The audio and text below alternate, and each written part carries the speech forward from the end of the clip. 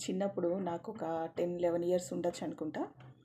అప్పుడు మా ఇంటి దగ్గర ఒక తెలిసిన వాళ్ళ దగ్గర కొంచెం దగ్గర రిలేషన్ కూడా అవుతుంది. వాళ్ళు ఉండేవాళ్ళు. అయితే అందులో ఒక అక్క ప్రెగ్నెంట్‌గా ఉంది. 7 మంత్స్ ఆమెకి.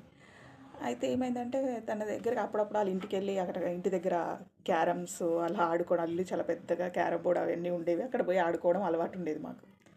వెళ్ళి ఆడుకునేదాన్ని నేను అప్పుడప్పుడు. అయితే అప్పుడేమైందంటే తనకు అనుకోకుండా పెయిన్స్ వచ్చాయి. కానీ ఇంట్లో ఎవ్వరు లేరు అందుబాటులో ఆ టైంకి. అంటే ఇది దగ్గర దగ్గర 20 ఇయర్స్ అయిపోతుంది. ఆ రోజుల్లో పరిస్థితి ఎలా ఉంటుందో తెలుసు కదా మీకు. కాబట్టి ఎట్లా ఉందంటే ఇంట్లో ఎవరు లేరు. అందుబాటులో ల్యాండ్‌లైన్ ఉంది ఫోను. ల్యాండ్‌లైన్ ద్వారా వ ఫోన్ చేసి వాళ్ళ రిలేషన్ వాళ్ళకి చెప్పినప్పటికీ అప్పటికప్పుడు ఎవరు అందుబాటులో లేరు. అప్పుడు నేను ఒక్కదాన్నే దగ్గరలో ఉన్నా. వెళ్ళి వెంటనే అక్కడ ఊర్లో ఉన్న డాక్టర్ దగ్గరికి సైకిల్ మీద వెళ్ళి తీసుకొని వచ్చాననమాట.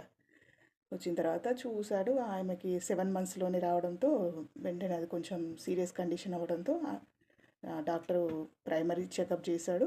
ఈలోపు వీళ్ళు పెద్దవాళ్ళు వచ్చారు, తీసుకెళ్లారు. ఒక బాబు పుట్టాడు. అయితే ఆ అక్క ఇప్పటికీ నాకు గుర్తు చేస్తూ ఉంటుందన్నమాట.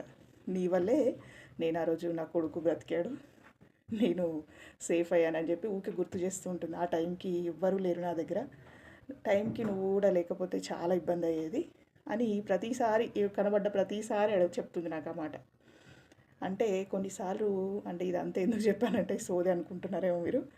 ఎందుకు చెప్తున్నా అంటే కొన్నిసార్లు మాట అనేది మనిషి అందుబాటులో లేనప్పుడు ఒక మనం చేసే చిన్న సహాయం. ఆ రోజు నేను చేసినదో పెద్దదేమి కాదు, చిన్నది, చాలా చిన్నది. అది అసలు ఆ విషయం కూడా నాకు సరిగ్గా తెలీదు. అంటే అప్పుడు చాలా చిన్నదాన్ని కాబట్టి.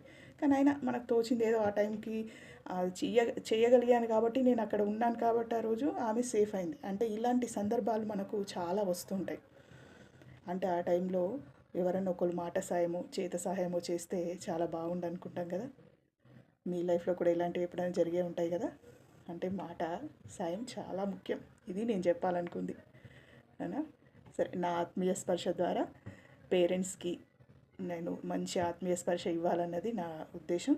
అందుకోసం నేను ప్రోగ్రామ్ స్టార్ట్ చేశాను. మీకు ఎవరికైనా ఇంట్రెస్ట్ ఉంటే నాకు మెసేజ్ చేయండి.